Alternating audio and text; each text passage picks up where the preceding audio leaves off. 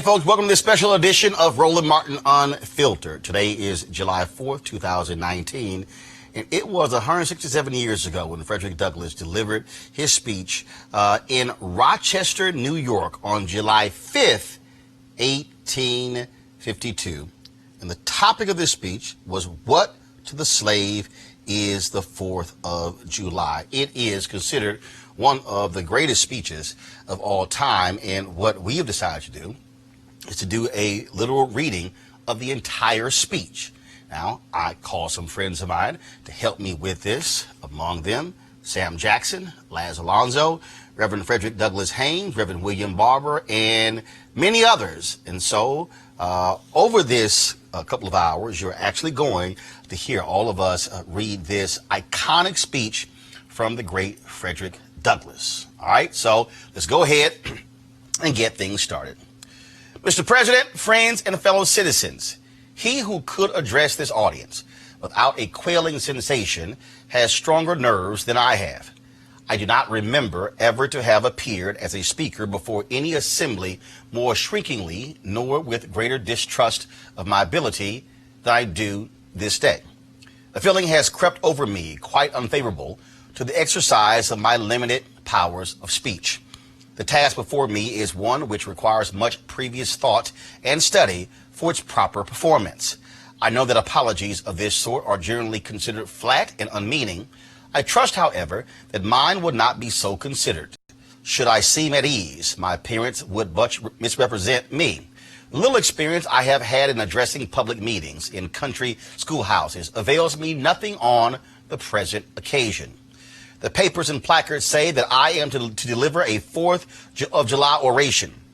This certainly sounds large and out of the common way, for it is true that I have often had the privilege to speak in this beautiful hall and to address many who now honor me with their presence. But neither their familiar faces nor the perfect gauge I think I have of Corinthian Hall seems to free me from embarrassment. The fact is, ladies and gentlemen, the distance between this platform and the slave plantation from which I escaped is considerable. The difficulties to be overcome in getting from the latter to the former are by no means slight.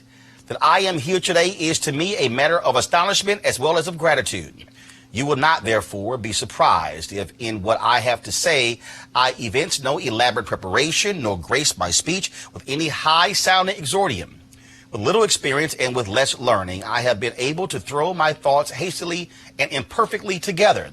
And trusting to your patient and generous indulgence, I will proceed to lay them before you. This, for the purpose of this celebration, is the 4th of July. It is the birthday of your national independence and of your political freedom.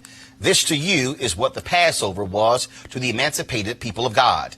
It carries your minds back to the day and to the act of your great deliverance, and to the signs and to the wonders associated with that act and that day.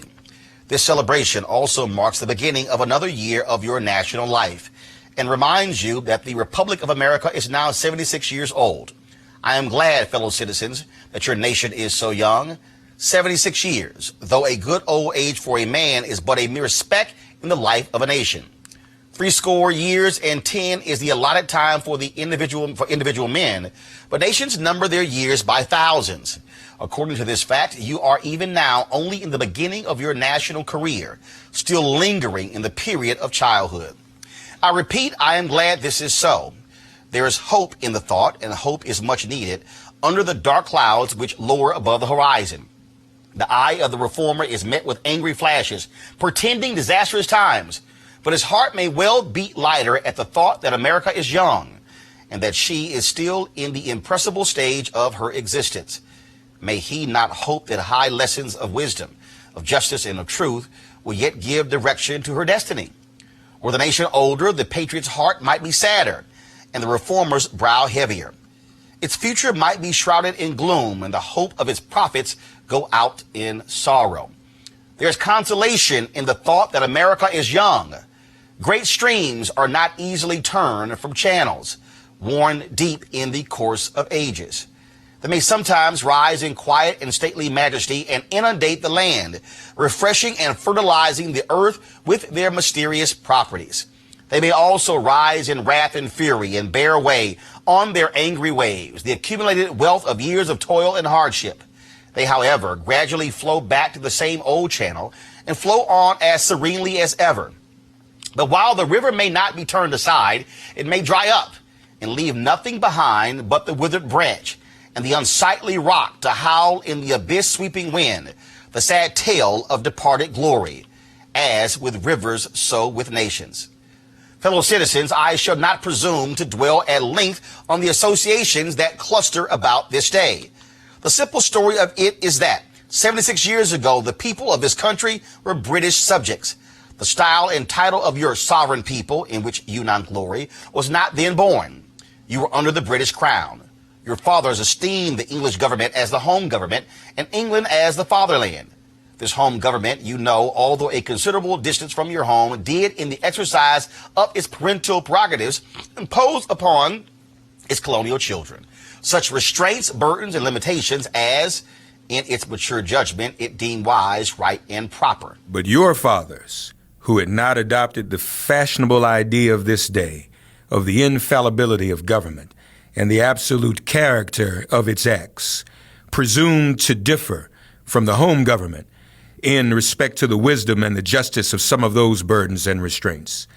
They went so far in their excitement as to pronounce the measures of government unjust, unreasonable, and oppressive, and altogether such as ought not to be quietly submitted to. I scarcely need say, fellow citizens, that my opinion of those measures fully accords with that of your fathers. Such a declaration of agreement on my part would not be worth much to anybody. It would certainly prove nothing as to what part I might have taken had I lived during the great controversy of 1776. To say now that America was right and England wrong is exceedingly easy. Everybody can say it. The dastard, not less than a noble brave, can flippantly descant on the tyranny of England towards the American colonies. It is even fashionable to do so. But there was a time when to pronounce against England and in favor of the cause of the colonies tried men's souls. They who did so were accounted in their day plotters of mischief, agitators and rebels, dangerous men, to side with the right against the wrong, with the weak against the strong, and with the oppressed against the oppressor. Here lies the merit, and the one which, of all others, seems unfashionable in our day. The cause of liberty may be stabbed by the men who glory in the deeds of your fathers. But to proceed, feeling themselves harshly and unjustly treated by the home government, your fathers, like men of honesty and men of spirit, earnestly sought redress. They petitioned and remonstrated. They did so in a decorous, respectful, and loyal manner. Their conduct was wholly unexceptionable. This, however, did not answer the purpose. They saw themselves treated with sovereign indifference, coldness, and scorn. Yet they persevered. They were not the men to look back. As the sheet anchor takes a firmer hold when the ship is tossed by the storm, so did the cause of your fathers grow stronger as it breasted the chilling blasts of kingly displeasure. The greatest and best of British statesmen admitted its justice, and the loftiest eloquence of the British Senate came to its support. But with that blindness which seems to be the unwavering characteristic of tyrants, since Pharaoh and his hosts were drowned in the Red Sea, the British government persisted in the exactions complained of. The madness of this course, we believe, is admitted now even by England, but we fear the lesson is wholly lost on our present ruler. Oppression makes a wise man mad. Your fathers were wise men, and if they did not go mad, they became restive under this treatment. They felt themselves the victims of grievous wrongs, wholly incurable in their colonial capacity. With brave men, there is always a remedy for oppression. Just here, the idea of a total separation of the colonies from the crown was born. It was a startling idea, much more so than we at this distance of time regard it. The timid and the prudent, as has been intimated, of that day were, of course, shocked and alarmed by it. Such people lived then, had lived before, and will probably ever have a place on this planet. And their course in respect to any great change, no matter how great the good to be attained or the wrong to be redressed by it, may be calculated with as much precision as can be the course of the stars. They hate all changes, but silver, gold, and copper change of this sort of change they are always strongly in favor. These people were called Tories in the days of your fathers, and the appellation probably conveyed the same idea that is meant by a more modern, though a somewhat less euphonious term, which we often find in our papers applied to some of our old politicians. Their opposition to the then dangerous thought was earnest and powerful, but amid all their terror and affrighted vociferations against it, the alarming and revolutionary idea moved on, and the country with it. On the 2nd of July, 1776, the old Continental Congress, to the dismay of the lovers of ease and the worshippers of property, clothed that dreadful idea with all the authority of national sanction. They did so in the form of a resolution, and as we seldom hit upon resolutions drawn up in our day whose transparency is at all equal to this, it may refresh your minds and help my story if I read it. Resolved, that these united colonies are, and of right ought to be, free and independent states, that they are absolved from all allegiance to the British Crown, and that all political connection between them and the state of Great Britain is, and ought to be, dissolved. Citizens, your fathers made good that resolution. They succeeded, and today you reap the fruits of their success. The freedom gained is yours, and you, therefore, may properly celebrate this anniversary. The 4th of July is the first great fact in your nation's history, the very ring bolt in the chain of your yet undeveloped destiny. Pride and patriotism, not less than gratitude, prompt you to celebrate and to hold it in perpetual remembrance.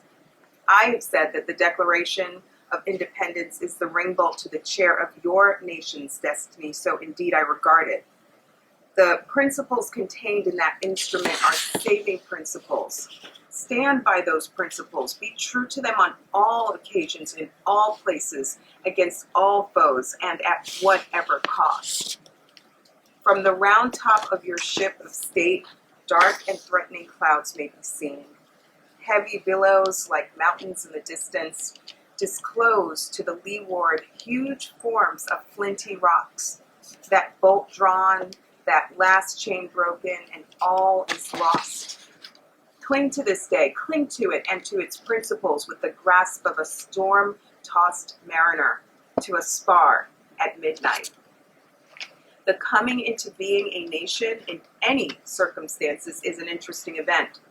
But besides general considerations, there were peculiar circumstances which make the advent of this republic an event of special attractiveness.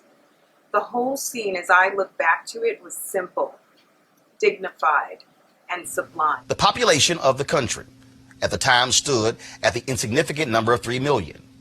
The country was poor in the munitions of war. The population was weak and scattered, and the country a wilderness unsubdued. There were then no means of concert and combination such as exists now. Neither steam nor lightning had been then reduced to order and discipline. From the Potomac to the Delaware was a journey of many days. Under these and innumerable other disadvantages, your fathers declared for liberty and independence and triumphed. Fellow citizens, I am not wanting in respect for the fathers of this republic. The signers of the Declaration of Independence were brave men. They were great men, too, great enough to give fame to a great age. It does not often happen to a nation to raise at one time such a number of truly great men. The point from which I am compelled to view them is not certainly the most favorable. Yet I cannot contemplate their great deeds with less than admiration. They were statesmen, patriots, and heroes. And for the good they did and the principles they contended for, I will unite with you to honor their memory. They love their country better than their own private interests. And though this is not the highest form of human excellence, all will concede that it is a rare virtue, and that when it is exhibited, it ought to command respect. He who will intelligently lay down his life for his country is a man whom it is not in human nature to despise. Your fathers staked their lives, their fortunes, and their sacred honor on the cause of their country. In their admiration of liberty, they lost sight of all other interest. They were peacemen, but they preferred revolution to peaceful submission to bondage. They were quiet men, but they did not shrink from agitating against oppression. They showed forbearance, but that they knew its limits. They believed in order, but not in the order of tyranny. With them, nothing was settled that was not right. With them, justice, liberty, and humanity were final, not slavery and oppression. You may well cherish the memory of such men. They were great in their day and generation. Their solid manhood stands out the more as we contrast it with these degenerate times. How circumspect, exact, and proportionate were all their movements. How unlike the politicians of an hour. Their statesmanship looked beyond the passing moment and stretched away in strength into the distant future. They seized upon eternal principles and set a glorious example in their defense. Mark them. Fully appreciating the hardship to be encountered, firmly believing in the right of their cause, honorably inviting the scrutiny of an onlooking world, reverently appealing to heaven to attest their sincerity, soundly comprehending the solemn responsibility they were about to assume, wisely measuring the terrible odds against them. Your fathers, the fathers of this republic, did, most deliberately, under the inspiration of a glorious patriotism and with a sublime faith in the great principles of justice and freedom, lay deep the cornerstone of the national superstructure, which has risen and still rises in grandeur around you. Of this fundamental work, this day is the anniversary. Our eyes are met with demonstrations of joyous enthusiasm. Banners and pennants wave exultingly on the breeze. The din of business, too, is hushed. Even Mammon seems to have quitted his grasp on this day. The ear-piercing fife and the steering drum unite their accents with the ascending peal of 1,000 church bells. Prayers are made, hymns are sung, and sermons are preached in honor of this day.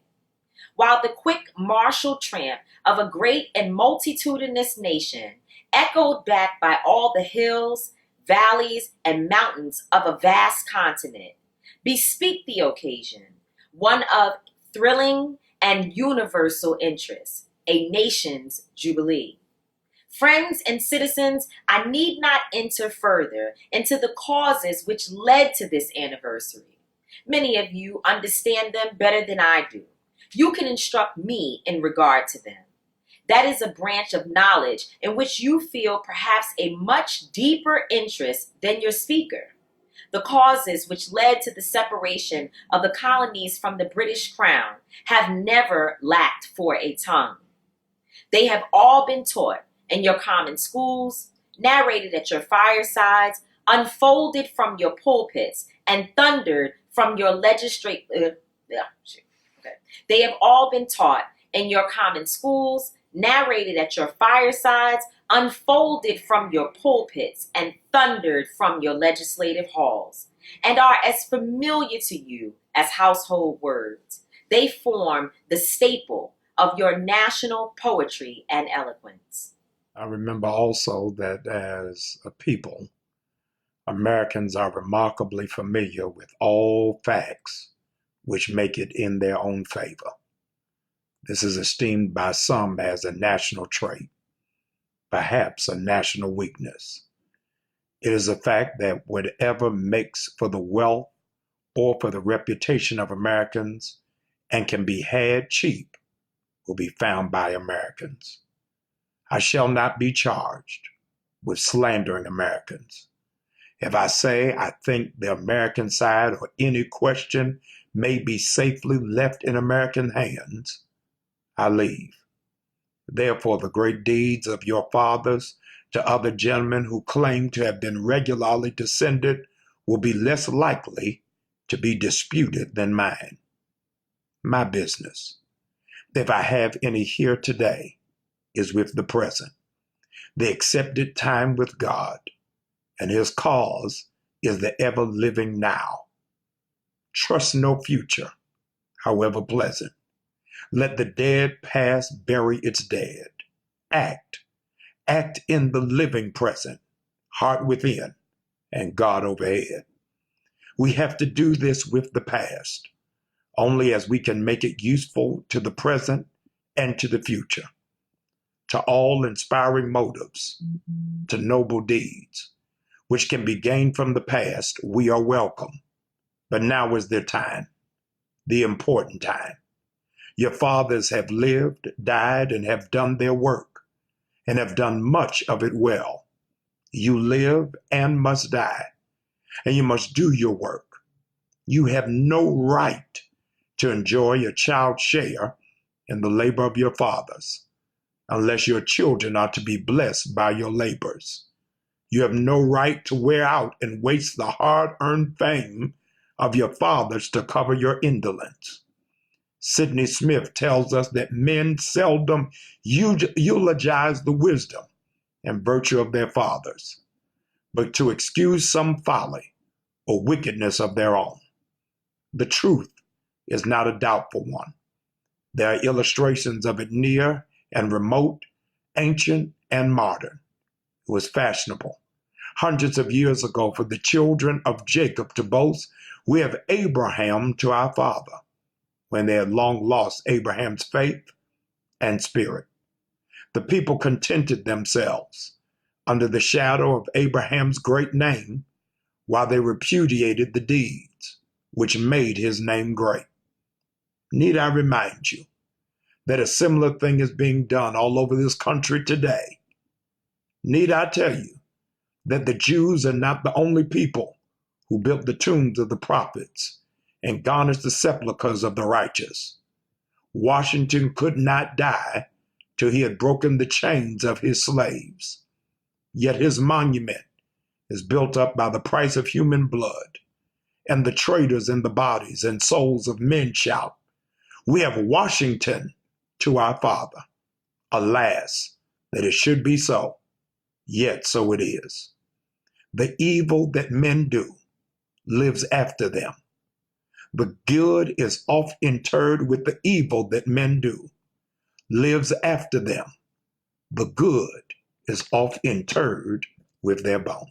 Fellow citizens, pardon me. Allow me to ask, why am I called upon to speak here today? What have I or those I represent to do with your national independence? Are the great principles of political freedom and of natural justice embodied in that Declaration of Independence extended to us? And am I, therefore, called upon to bring our humble offering to the national altar and to confess the benefits and express devout gratitude for the blessings resulting from your independence to us? Would to God, both for your sakes and ours, that an affirmative answer could be truthfully returned to these questions. Then would my task be light and my burden easy and delightful. For who is there so cold that a nation's sympathy could not warm him? Who so obdurate and dead to the claims of gratitude that would not thankfully acknowledge such priceless benefits? Who so stolid and selfish that would not give his voice to swell the hallelujahs of a nation's jubilee when the chains of servitude had been torn from his limbs? I am not that man. In a case like that, the dumb might eloquently speak and the lame man leap as an art. But such is not the state of the case. I say it with a sad sense of the disparity between us. I am not included within the pale of this glorious anniversary. Your high independence only reveals the immeasurable distance between us. The blessings in which you, this day, rejoice are not enjoyed in common. The rich inheritance of justice, liberty, prosperity, and independence bequeathed by your fathers is shared by you, not by me. The sunlight that brought life and healing to you has brought stripes and death to me. This 4th of July is yours, not mine. You may rejoice. I must mourn. To drag a man in fetters into the grand illuminated temple of liberty and call upon him to join you in joyous anthems were inhuman mockery and sacrilegious irony. Do you mean, citizens, to mock me by asking me to speak today?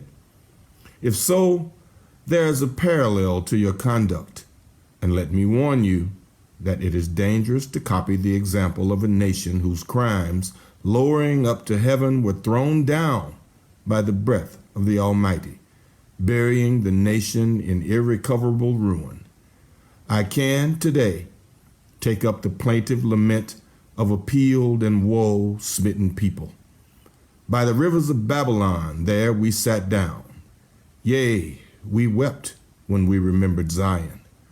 We hanged our harps upon the willows in the midst thereof. For there they that carried us away captive required of us a song, and they who wasted us required of us mirth, saying, Sing us one of the songs of Zion. How can we sing the Lord's song in a strange land? If I forget thee, O Jerusalem, let my right hand forget her cunning. If I do not remember thee, let my tongue cleave to the roof of my mouth. Fellow citizens, above your national tumultuous joy, I hear the mournful wail of millions. Chains heavy and grievous yesterday are today rendered intolerable by the jubilee shouts that reach them.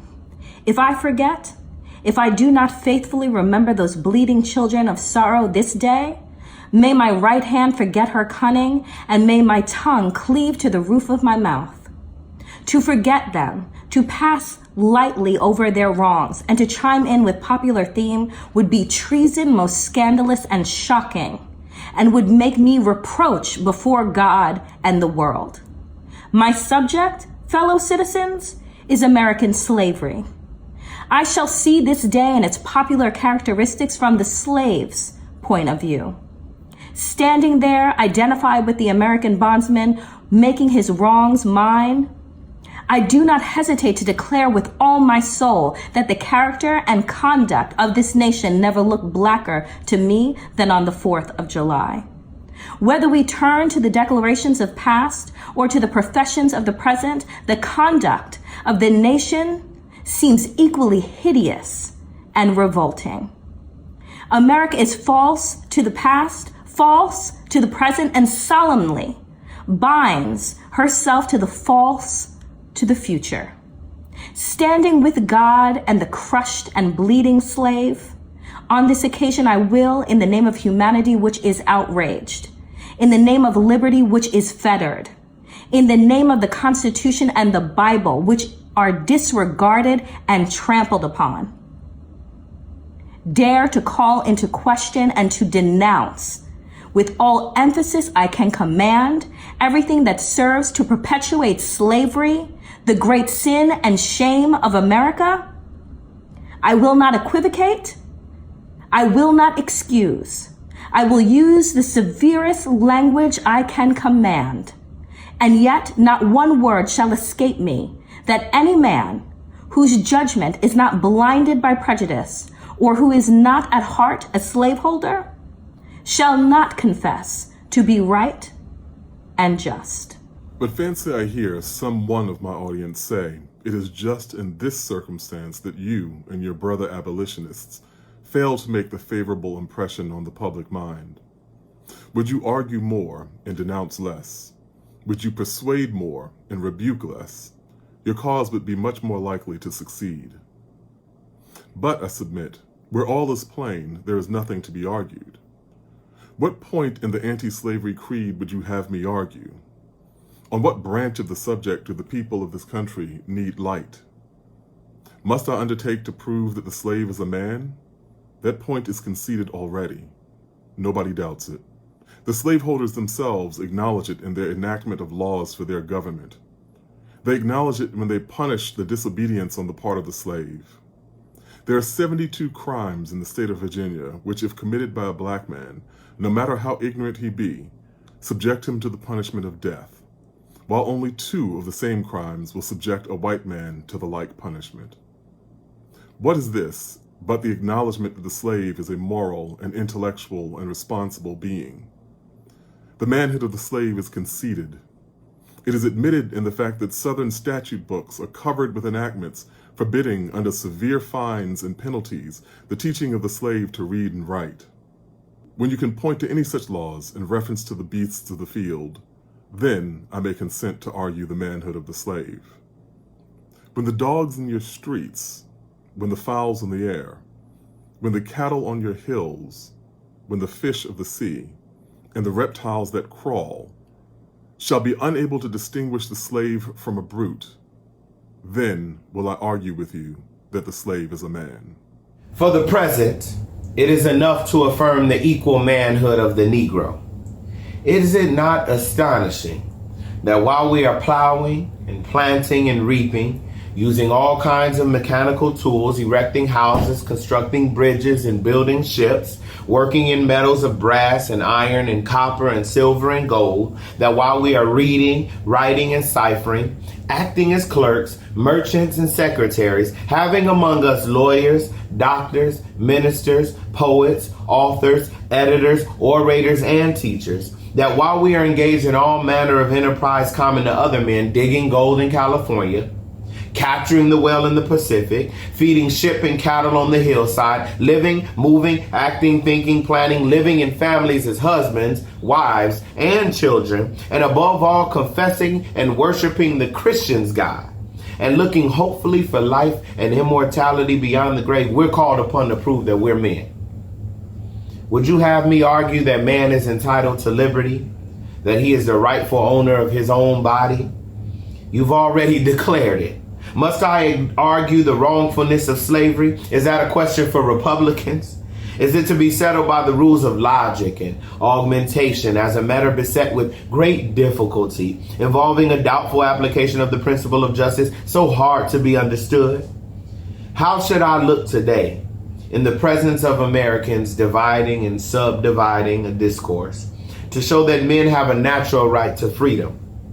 Speaking of it relatively, positively, negatively, and affirmatively, to do so would make myself look ridiculous and offer an insult to your understanding. There is not a man beneath the canopy of heaven that does not know that slavery is not for him. What?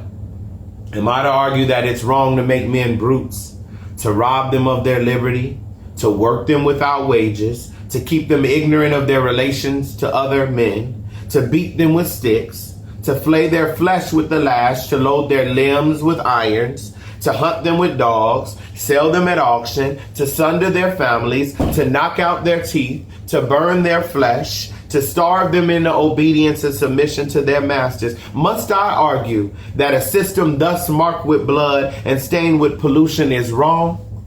No, I will not. I have better employments for my time and strength than such arguments would imply. What then remains to be argued? Is it that slavery is not divine?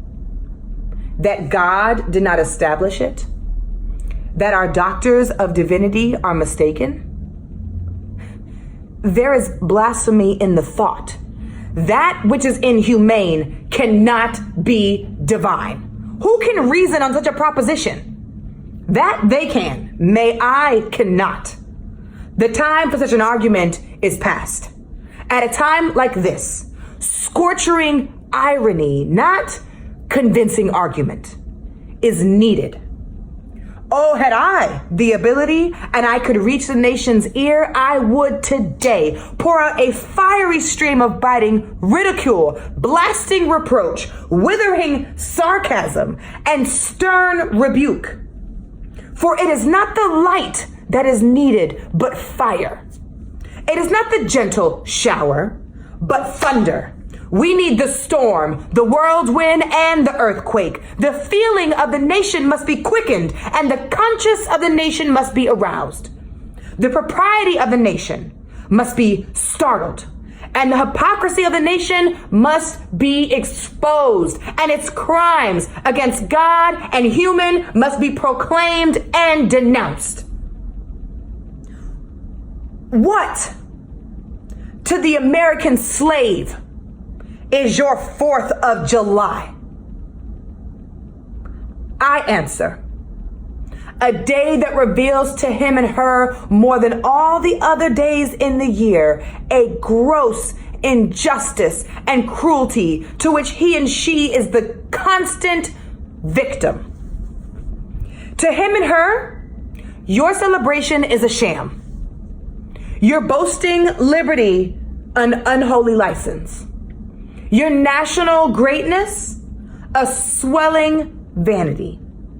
Your sounds of rejoicing are empty and heartless, and your denunciation of tyrants, brass-fronted impudence. Your shouts of liberty and equality, hollow mockery. Your prayers and hymns, your sermons and thanksgivings, with all of your religious parade. The solemnity are to him and her mere bombast, fraud, depiction, and hypocrisy. A thin veil to cover up the crimes which should disgrace a nation of savages.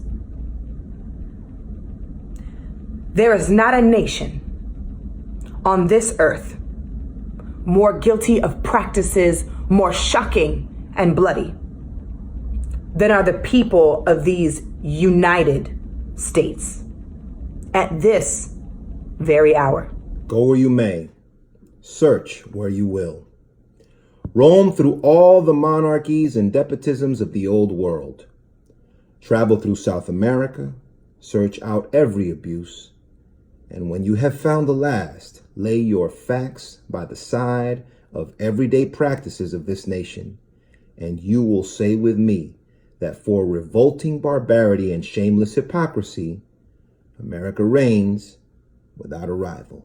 Take the American slave trade, which we are told by the papers is especially prosperous just now. Ex-Senator Benton tells us that the price of men has never been higher than now. He mentions the fact to show that slavery is in no danger. This trade is one of the peculiarities of American institutions. It is carried out in all the large towns and cities in one half of this confederacy, and millions are pocketed every year by dealers in this horrid traffic. In several states, this trade is a chief source of wealth. It is called, in contradistinction to the foreign slave trade, the internal slave trade. It is probably called so, too, in order to divert from its horror with which the foreign slave trade is contemplated. That trade has long since been denounced by this government as piracy. It has been denounced with burning words from the high places of the nation as an execrable traffic. To arrest it, to put an end to it, this nation keeps a squadron at immense cost on the coast of Africa. Everywhere in this country, it is safe to speak of this foreign slave trade as a most inhuman traffic, opposed alike to the laws of God and of man. The duty to extirpate and destroy it is admitted even by our doctors of divinity.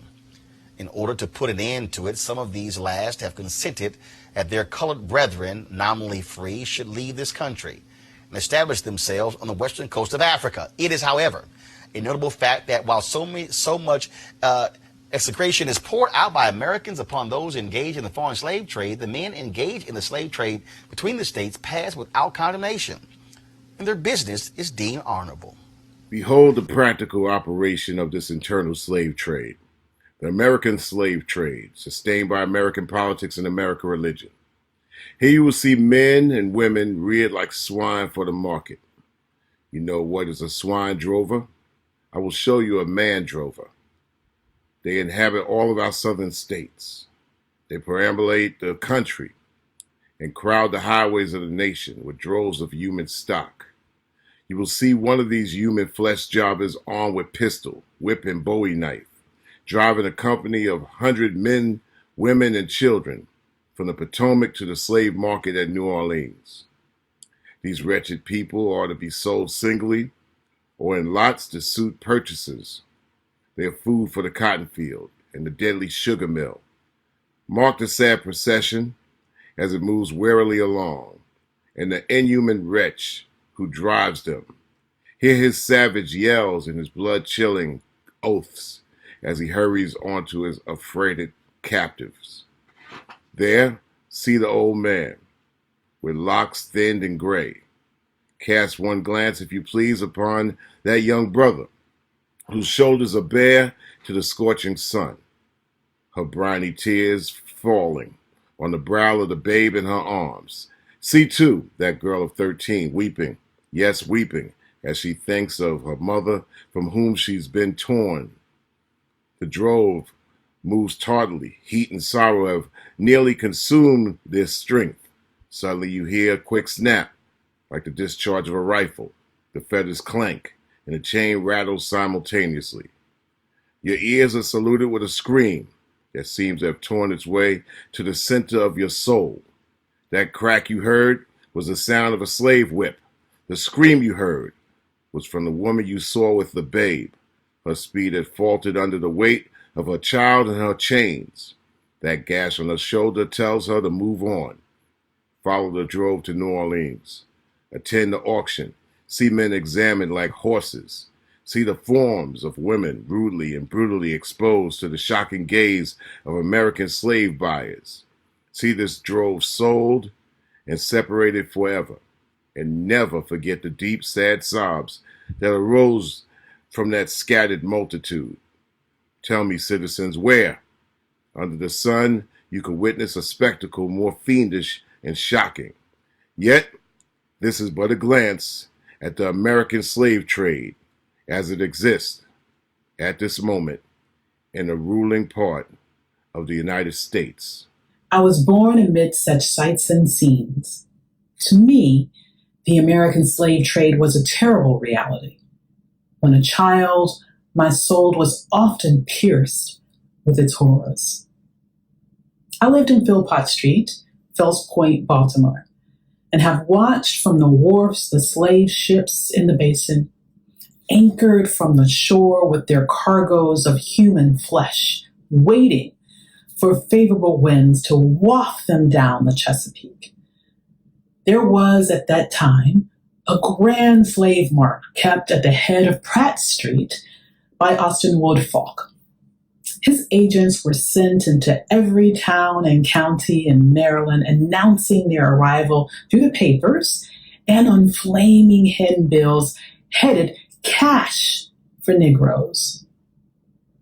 These men were generally well-dressed men and very captivating in their manners, ever ready to drink, to treat, and to gamble. The fate of many a slave has depended upon the turn of a single card, and many a child has been snatched from the arms of its mother by bargains arranged in a state of brutal drunkenness. The fleshmongers gather up their victims by the dozens and drive them, chained, to the General Depot at Baltimore.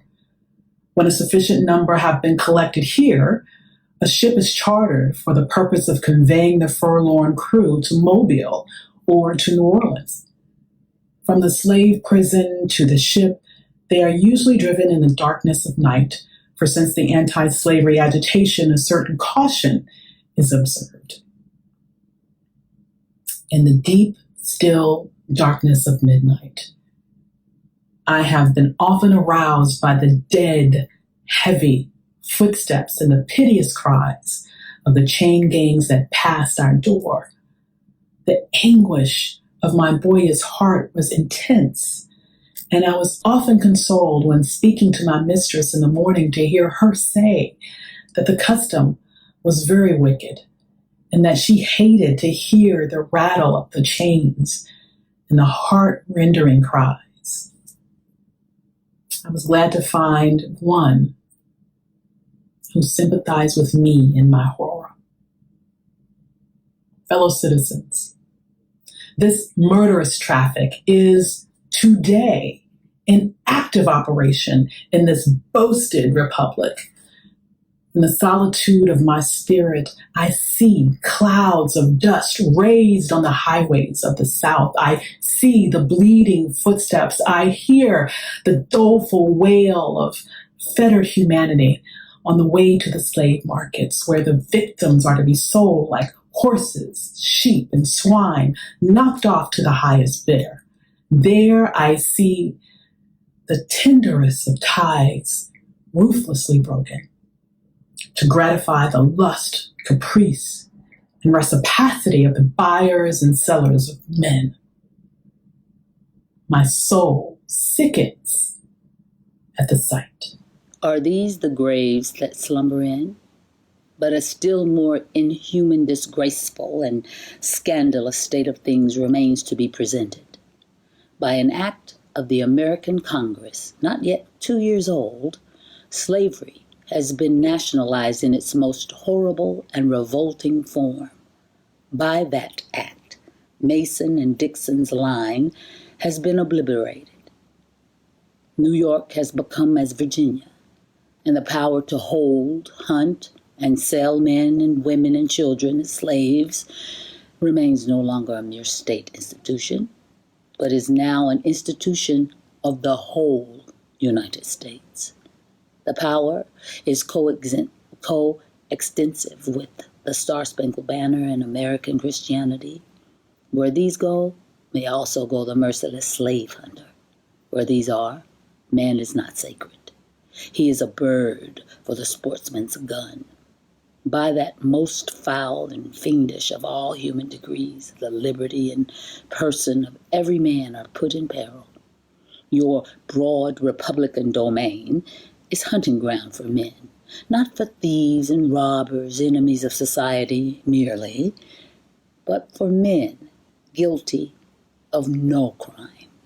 Your lawmakers have commanded all good citizens to engage in this hellish sport. Your president, your secretary of state, our lords, nobles, and ecclesiastics enforce as a duty you owe to your free and glorious country and to your God that you do this accursed thing. Not fewer than 40 Americans have within the past 2 years been hunted down and without a moment's warning hurried away in chains and consigned to slavery in excruciating torture. Some of these had wives and children dependent upon them for bread, but of this no account was made. The right of the hunter to his prey stands superior to the right of marriage and to all rights in this republic, the rights of God included. For black men, there are neither law, justice, humanity, nor religion.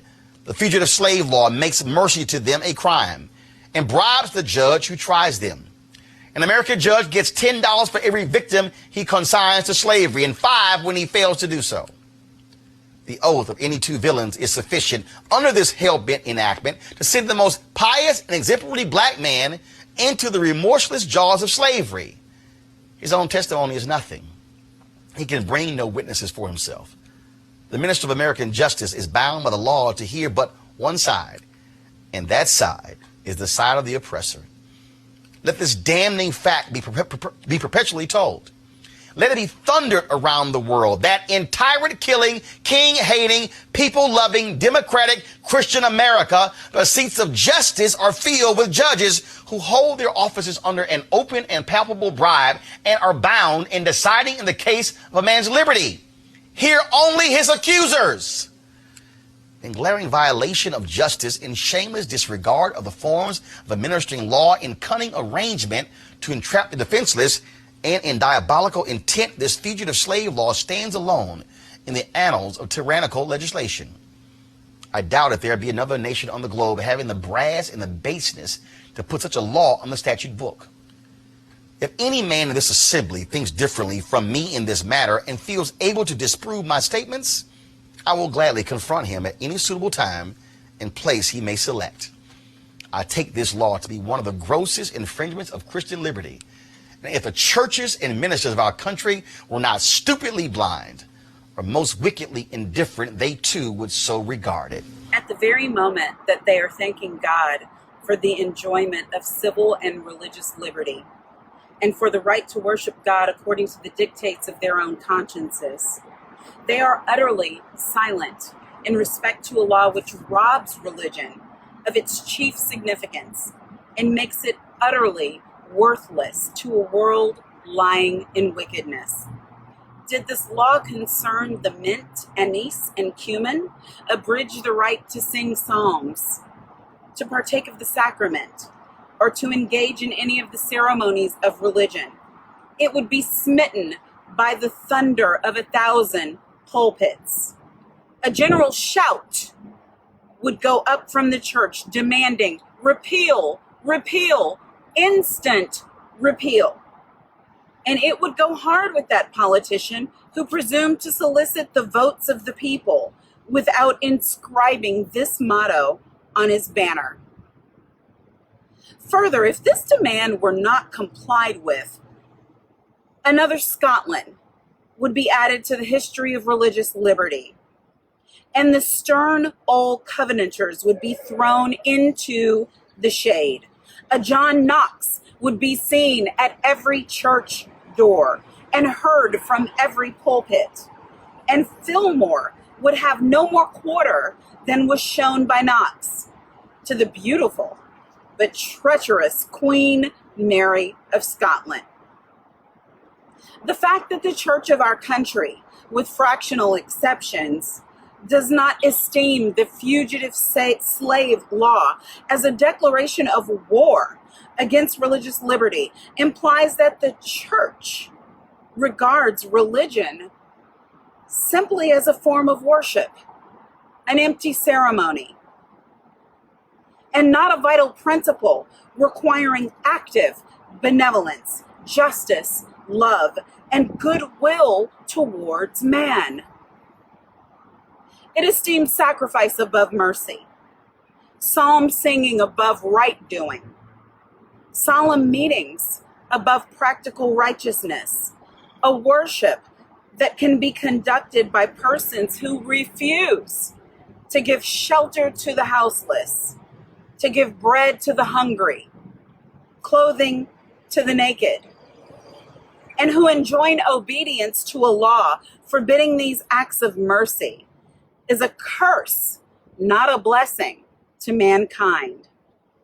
The Bible addresses all such persons as scribes, Pharisees, hypocrites, who pay tithe of mint, anise, and cumin, and have omitted the weightier matters of the law, judgment, mercy, and faith.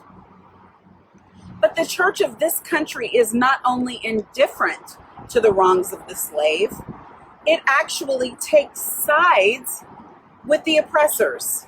It has made itself the bulwark of American slavery and the shield of American slave hunters. Many of its eloquent divines, who stand as the very lights of the church, have shamelessly given the sanction of religion and the Bible to the whole slave system.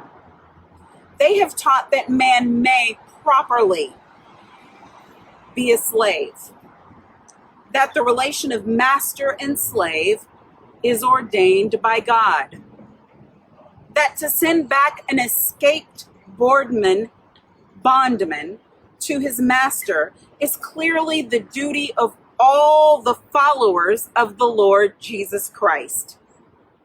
And this horrible blasphemy is palmed off upon the world for Christianity. Welcome infidelity, welcome atheism, welcome anything in preference to the gospel is preached by those divines. They convert the very name of religion into an engine of tyranny and barbarous cruelty, and serve to confirm more infidels in this age than all the infidel writings of Thomas Paine, Voltaire, and Bolingbroke put together have done. These ministers make religion a cold and flinty-hearted thing, having neither principles of right action nor bowels of compassion. They strip the love of God of its beauty and leave the throng of religion a huge, horrible, repulsive form. It is a religion for oppressors, tyrants, man-stealers, and thugs. It is not that pure and undefiled religion which is from above, and which is first pure, then peaceable, easy to be entreated, full of mercy and good fruits, without partiality and without hypocrisy, but a religion which favors the rich against the poor, which exalts the proud above the humble, which divides mankind into two classes, tyrants and slaves, which says to the man in chains, stay there, and to the oppressor, oppress on. It is a religion which may be professed and enjoyed by all the robbers and enslavers of mankind. It makes God a respecter of persons, denies the fatherhood of the race, and tramples in the dust the great truth of the brotherhood of man. All this we affirm to be true of the popular church and the popular worship of our land and nation, a religion, a church, and a worship which, on the authority of inspired wisdom, we pronounce to be an abomination in the sight of God. In the language of Isaiah, the American church might be well addressed. Bring no more vain ablations. Incense is an abomination unto me. The new moons and Sabbaths, the calling of assemblies, I cannot away with. It is iniquity, even the solemn meeting. Your new moons and your appointed feast, my soul hateth. They are a trouble to me. I am weary to bear them. And when ye spread forth your hands, I will hide mine eyes from you. Yea, when you make many prayers, I will not hear. Your hands are full of blood. Cease to do evil. Learn to do well. Seek judgment. Relieve the oppressed. Judge for the fatherless. Plead for the widow. The American church is guilty when viewed in connection with what it is doing to uphold slavery. But it is superlatively guilty when viewed in connection with its ability to abolish slavery. The sin of which it is guilty is one of omission as well as commission. Albert Barnes but uttered what the common sense of every man at all observant of the actual state of the case will receive as truth when he declared that there is no power out of the church that could sustain slavery an hour if it were not sustained in it. Let the religious press, the pulpit, the Sunday school, the conference meeting, the great ecclesiastical missionary, Bible, and tract associations of the land array their immense powers against slavery and slaveholding, and the whole system of crime and blood would be scattered to the winds. And that they do not do this involves them in the most awful responsibility of which the mind can conceive. In prosecuting the anti-slavery enterprise, we have been asked to spare the church, to spare the ministry. But how, we ask, could such a thing be done? We are met on the threshold of our efforts for the redemption of the slave by the church and ministry of the country in battle arrayed against us, and we are compelled to fight or flee. From what quarter, I beg to know, has proceeded a fire so deadly upon our ranks during the last 2 years as from the northern pulpit? As the champions of oppressors, the chosen men of American theology have appeared, men honored for their so-called piety and their real learning. The Lords of Buffalo, the Springs of New York, the Lathrops of Auburn, the Coxes and Spencers of Brooklyn, the Gannett's and Sharps of Boston, the Deweys of Washington, and other great religious lights of the land have, in utter denial of the authority of him by whom they profess to be called to the ministry, deliberately taught us against the example or of the Hebrews and against the remonstrance of the apostles. They teach that we ought to obey man's law before the law of God. My spirit wearies of such blasphemy, and how such men can be supported as the standing types and representatives of Jesus Christ. And I want folk to understand who listen to this, the audience he was speaking to was primarily white. White people who are part of the abolition movement, whose spirits also wearied. He said they call themselves representative of Jesus Christ. How they do that is a mystery, which I leave others to penetrate. In speaking of the American church, however, let it be distinctly understood that I mean the great mass of religious organizations of our land.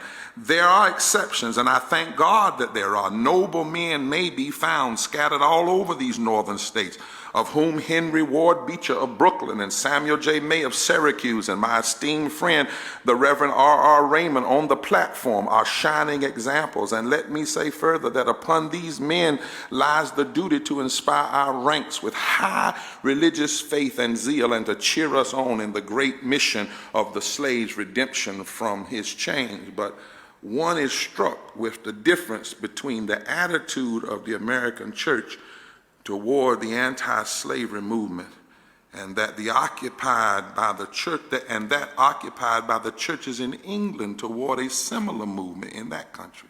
There, the church, true to its mission of ameliorating, alleviating, and improving the condition of mankind, came forward promptly, bound up the wounds of the West Indian slave and restored him to his liberty. There, the question of emancipation was a high religious question. It was demanded in the name of humanity and according to the laws of the living God. The Sharps, the Clarkstons, the Wilberforces, the Buxtons, the Burchells, the Nibbs were alike famous for their piety and their philanthropy. The anti-slavery movement there was not an anti-church movement, for the reason that the church took its full share in prosecuting that movement, and the anti-slavery movement in this country will cease to be an anti-church movement when the church of this country shall assume a favorable instead of a hostile position toward the movement.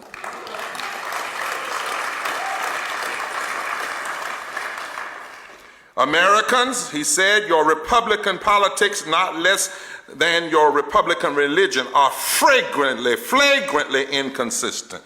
You boast of your love of liberty, your superior civilization, and your pure Christianity, while the whole political power of the nation is solemnly pledged to support and perpetrate the enslavement of 3 million of your countrymen. You hurl your anathemas at the crown-headed tyrants of Russia and Austria and pride yourselves in the democratic institution, while you yourselves consent to be mere tools and bodyguards of the tyrants of Virginia and Carolina. You invite to your shores fugitives of oppression from abroad, honor them with banquets, greet them with ovations, cheer them, toast them, salute them, protect them, and pour out your money to them like water. But the fugitives of your own land you advertise, hunt, arrest, shoot, and kill. You glory in your refinement and your universal education, and yet you maintain a system as barbarous and dreadful as ever stained the character of a nation.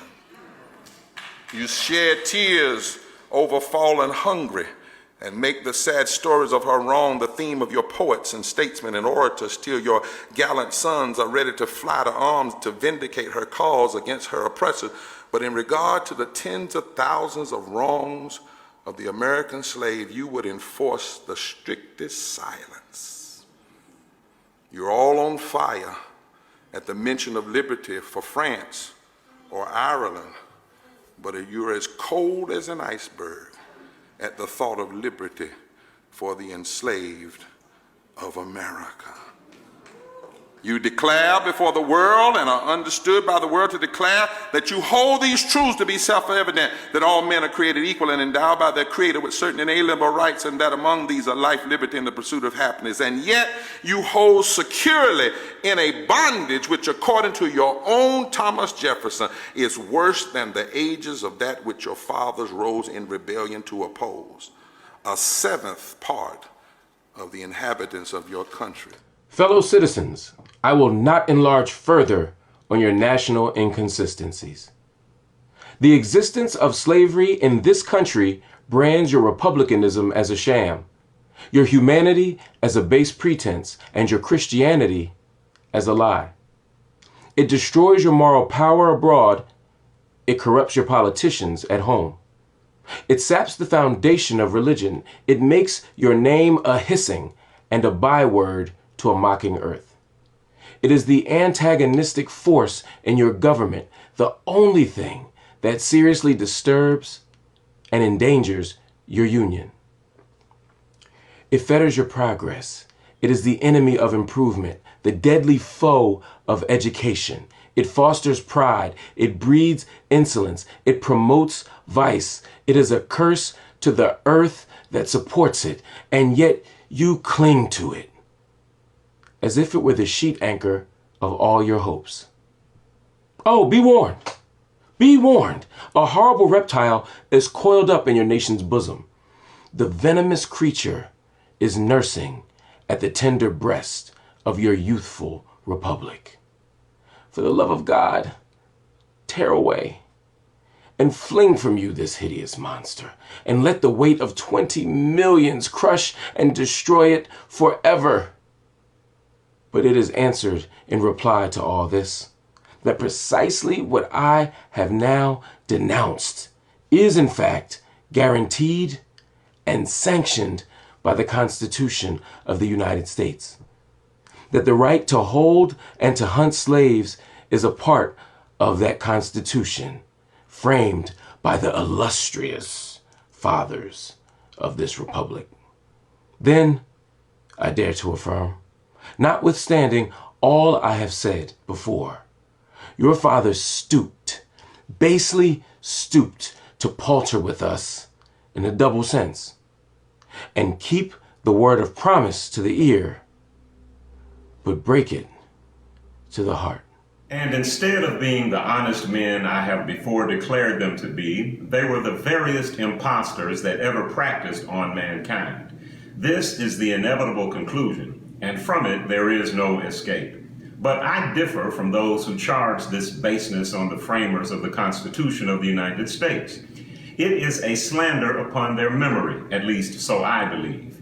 There is not time now to argue the constitutional question at length, nor have I the ability to discuss it as it ought to be discussed. The subject has been handled with masterly power by Lysander Spooner, Esquire, by William Goodell, by Samuel E. Sewell, Esquire, and last, though not least, by Gerrit Smith, Esquire. These gentlemen have, as I think, fully and clearly vindicated the Constitution from any design to support slavery for an hour. Fellow citizens, there is no matter in respect to which the people of the North have allowed themselves to be so ruinously imposed upon as that of the pro-slavery character of the Constitution. In that instrument, I hold there is neither warrant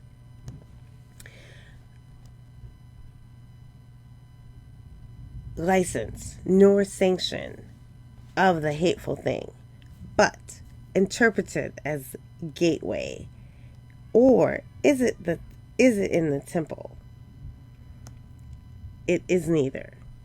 Well, I do not intend to argue this question on the present occasion. Let me ask, if it be not somewhat singular that if the Constitution were intended to be by its framers and adopters a slaveholding instrument, why neither slavery, slaveholding, nor slave can it ought to be interpreted? The Constitution is a glorious liberty document. Read its preamble. consider its purposes. Is slavery among them? We're asking. Is it at the anywhere be found in it? What would be thought of an instrument drawn up, legally drawn up, for the purpose of entitling the city of Rochester to a tract of land in which no mention of land was made? Now, there are certain rules of interpretation for the proper understanding of all legal instruments. These rules are well established. They are plain, common sense rules such as you and I and all of us can understand and apply without having passed years in the study of law. I scout the idea that the question of the constitutionality or unconstitutionality of slavery is not a question for the people. I hold that every American citizen has the right to form an opinion of the Constitution and to propagate that opinion and to use all honorable means to make his opinion the prevailing one. Without this right, the liberty of an American citizen would be as insecure as that of a Frenchman. Ex-Vice President Dallas tells us that the Constitution is an object to which no American mind can be too attentive and no American heart too devoted. He further says the Constitution, in its words, is plain and intelligible and is meant for the homebred, unsophisticated understandings of our fellow citizens. Senator Bryant tells us that the Constitution is the fundamental law that which controls all others, the charter of our liberties, which every citizen has a personal interest in understanding thoroughly. The testimony of Senator Bree, Louis Caz, and many others that might be named, who are everywhere esteemed as sound lawyers, so regard the Constitution. I take it, therefore, that it is not presumption in a private citizen to form an opinion of that instrument. Now, take the Constitution according to its plain reading, and I defy the presentation of a single pro-slavery clause in it. On the other hand, it will be found to contain principles and purposes entirely hostile to the existence of slavery. I have detained my audience entirely too long already. At some future period, I will gladly avail myself of an opportunity to give this subject a full and fair discussion. Allow me to say in conclusion, notwithstanding the dark picture I have this day presented of the state of the nation, I do not despair of this country. There are forces in operation which must inevitably work the downfall of slavery.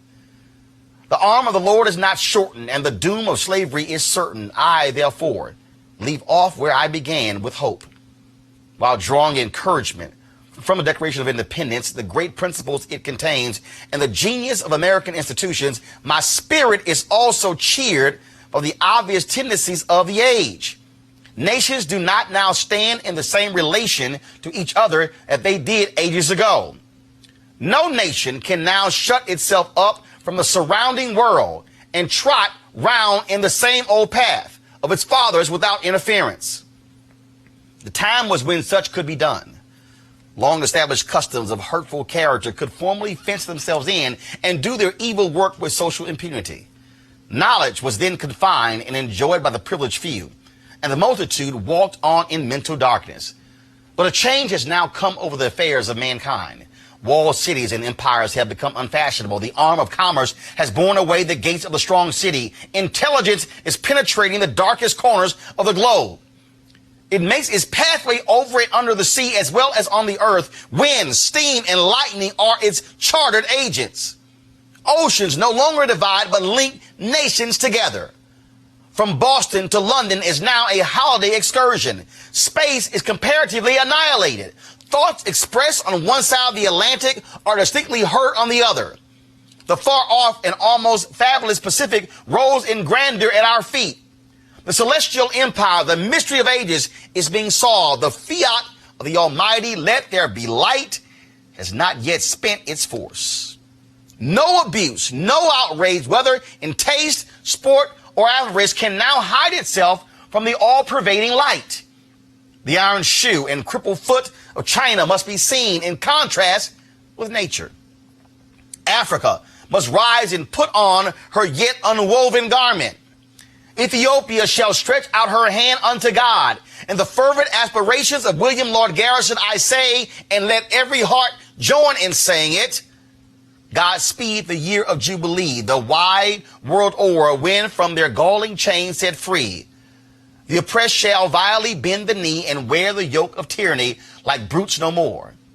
That year will come and freedom's reign to man his plundered fights again restore. God speed the day when human blood shall cease to flow.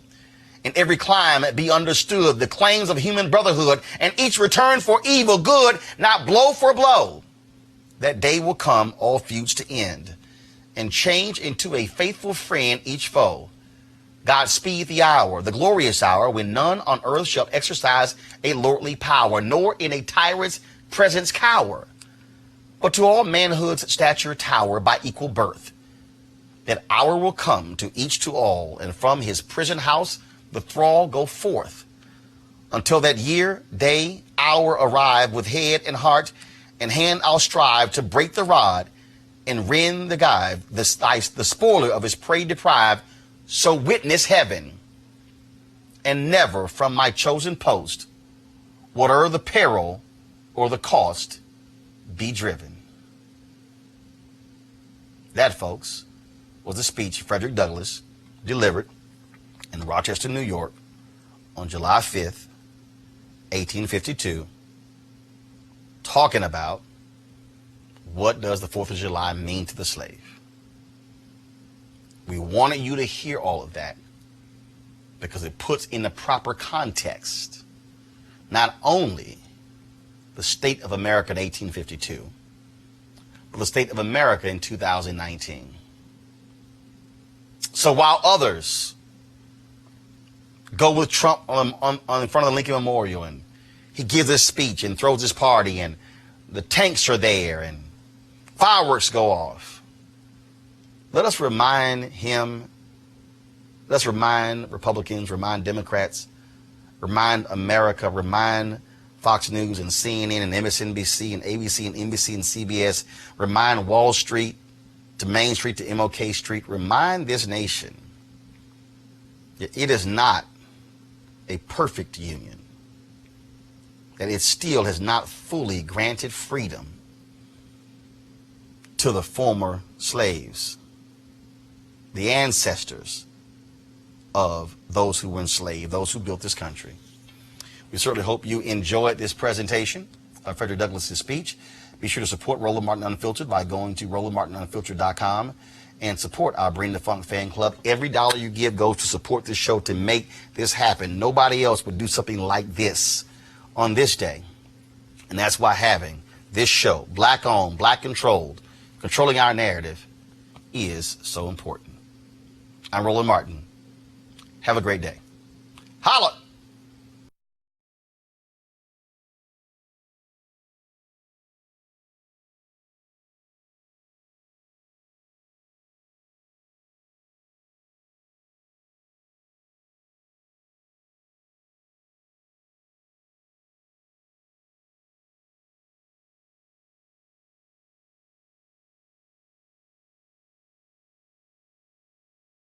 You want to check out Roland Martin Unfiltered? YouTube.com/Roland S. Martin. And subscribe to our YouTube channel. There's only one daily digital show out here that keeps it black and keep it real. It's Roland Martin Unfiltered. See that name right there? Roland Martin Unfiltered. Like, share, and subscribe to our YouTube channel. That's YouTube.com/Roland S. Martin. And don't forget to turn on your notifications so when we go live, you'll know it. You want to support Roland Martin Unfiltered? Be sure to join our Bring the Funk fan club. Every dollar that you give to us supports our daily digital show. There's only one daily digital show out here that keeps it black and keep it real. It's Roland Martin Unfiltered. Support the Roland Martin Unfiltered daily digital show by going to RolandMartinUnfiltered.com. Our goal is to get 20,000 of our fans contributing $50 each for the whole year. You can make this possible. RolandMartinUnfiltered.com. Hey everybody, this is Sherry Shepherd. You're watching Roland Martin Unfiltered, and while he's doing Unfiltered, I'm practicing the wobble. Yes, I am. Because Roland Martin's the one, he will do it backwards, he will do it on the side. He messes everybody up when he gets into the wobble, because he doesn't know how to do it, so he does it backwards. And it messes me up every single time. So I'm working on it. I got it. You got Roland Martin. Hi, my name is LaToya Luckett, and you're watching Roland Martin Unfiltered. What's going on, everybody? It's your boy Mac Wiles, and you are watching Roland Martin Unfiltered. What's up, y'all? It's Ryan Destiny, and you're watching Roland Martin Unfiltered. What up, Lana Well, and you are watching Roland Martin Unfiltered.